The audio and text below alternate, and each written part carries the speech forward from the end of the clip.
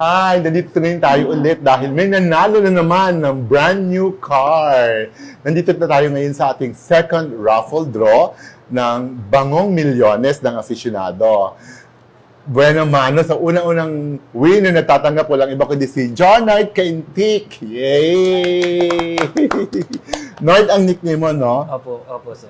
Tiga saan ka, Nord? Taga San Jose del Monte, Bulacan po ako, sir. Bulacan. Okay. Hindi ganun kalayo. Kasi ibang nanalo ng kotse, minsan Visayas, Mindanao pa. Opo. At least ikaw medyo malapit. Nagba-drive ka? Sa ngayon po, hindi pa po eh. Magpapaturo pa lang po. Okay. Ilang taon ka na ba? Mukhang bata kasi. 26 pa lang po. 26. Opo. May driver's license ka na. Meron naman po. Talaga? Ano bang nagbabike? Motorsiklo, nakakapag-drive Opo, ka? nakapag-motor po ako. Okay. Pero kotse, mag-aaral ka lang. Mag-aaral. Teka, anong pakiramdam mo nanalo ka ng brand new electric vehicle? Nung po, yung nakita ko yung teksahan. Tama, may nag-text eh. Opo, sobrang saya ko po kasi yung Okay. nalo ka ng kotse kasi sa dinami-dami po nung nag-entry na yun. Oo. Isa pa po ako sa nanalo sa mega prize. Nakita na ba nila yung gano'ng karami yung entries? Yung napanood ko po yung pinanood ko po yung yung replay video ng live eh. Okay. Sabi ko, napakarami, hinahalo pa gano'n. So, una pala, meron ka natanggap na text message. Opo. Tapos, naniwala ka agad nung nakita mo? Nung una po, nag-alinlangan pa po ako sabay, ni-screenshot ko po yung message tapos pinaward ko po sa girlfriend ko sabay. Inano ko po sa kanya kung legit. Iba yung girlfriend ko po. Marunong yung girlfriend mo magtingin kung legit o hindi legit? Hindi, pinuntahan niya po yung aficionado. Okay. Tama.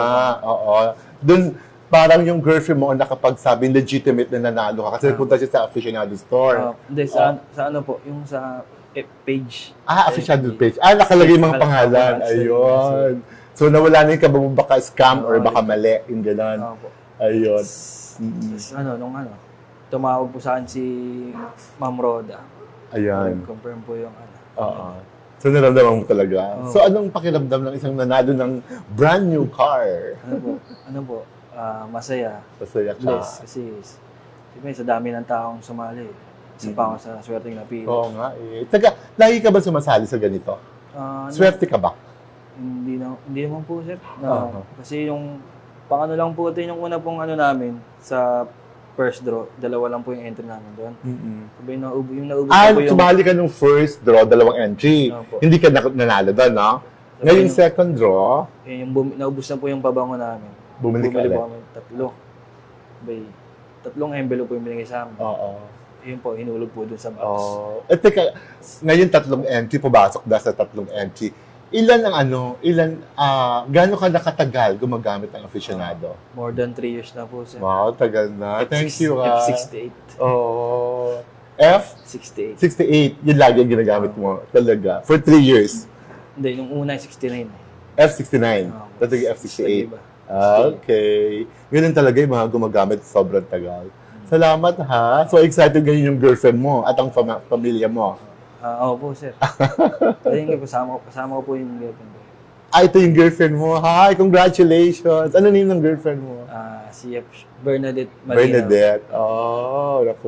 Mukhang mas excited siya. Siya ay nakatodong ngiti eh. Todong ngiti. Tiga rin siya? San Jose del Monte, Bulacan. Pareho kayo. Wow, swerte naman. Siya rin ba aficionado ginagamit? Sali ka rin.